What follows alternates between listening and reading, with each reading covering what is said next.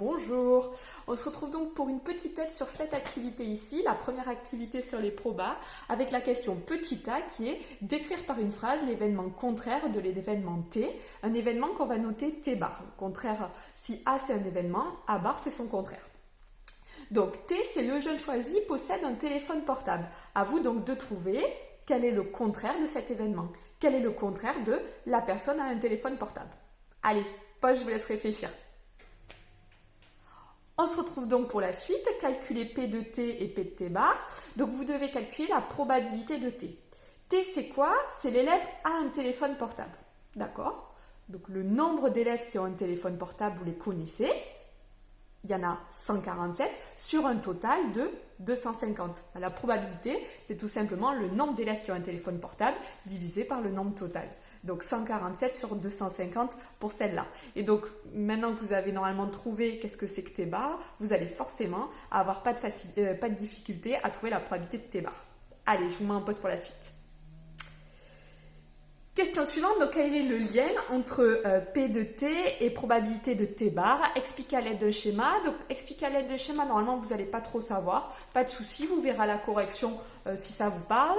Et le lien entre probabilité et probabilité de T bar, ne cherchez pas trop loin. Voilà, l'idée ici c'est si vous aviez un événement A que vous connaissez sa probabilité, si je vous dis par exemple la probabilité d'un événement A c'est 0,3, donnez-moi la probabilité de A bar. Si vous arrivez à le faire comme ça de tête, ça veut dire que vous avez compris le lien entre les deux et donc vous pouvez écrire la formule. Pause pour la suite. Allez, on se retrouve donc avec la suite. Petit 2, petit 3. On va parler d'union et d'intersection d'événements. On commence par, je pense, ce qui est le plus facile, c'est l'intersection. Donc c'est un signe un petit peu bizarre, c'est un U à l'envers. Bon, d'accord. Donc l'intersection, L inter T, on vous dit qu'il faut être L et T. Calculer la probabilité de cet événement. Donc L et T, L ça veut dire être lycéen et T c'est avoir un téléphone portable. Bon ben être L et T, c'est être lycéen et avoir un téléphone portable. Être lycéen et avoir un téléphone portable, pour calculer cette probabilité, ben, je regarde combien est-ce qu'il y en a. Lycéen et téléphone portable. Lycéen et téléphone portable, c'est ici. Il y en a 38 sur un total de 250. Probabilité, c'est donc 38 sur 250. Allez, celle-ci, elle est pratiquement corrigée, mais bon. Allez, je vous mets en pause pour essayer de faire la suite.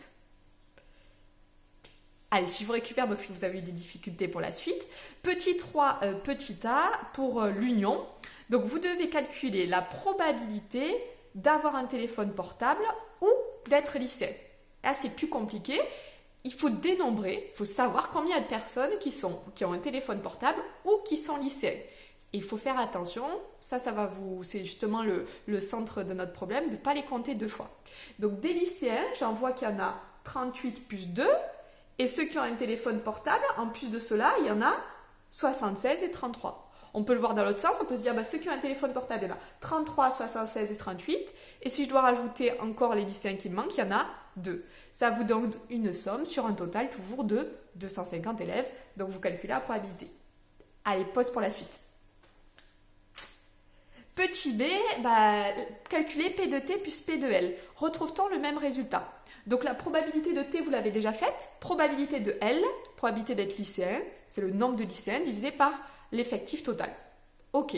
Et peut-être que certains d'entre vous se sont dit, mais en fait c'est ça, être lycéen ou avoir un téléphone portable, c'est la probabilité d'être lycéen plus celle d'avoir un téléphone portable.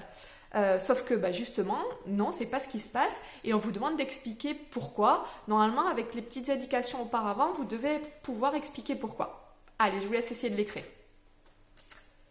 On passe donc au petit c, donc ça c'est le plus difficile. Vous devez, donc maintenant que vous avez vu que c'est pas égal, le but c'est de trouver une relation, essayer de comprendre ce qu'on compte deux fois, ce qu'on doit enlever, ce qu'on doit rajouter. Donc ça je vous explique tout ça dans la correction, mais la question petit c, c'est vraiment la question la plus difficile de cette activité et ce sera la seule formule que vous aurez dans votre cours. Allez, je vous retrouve donc pour la correction dans une vidéo suivante. Bon courage!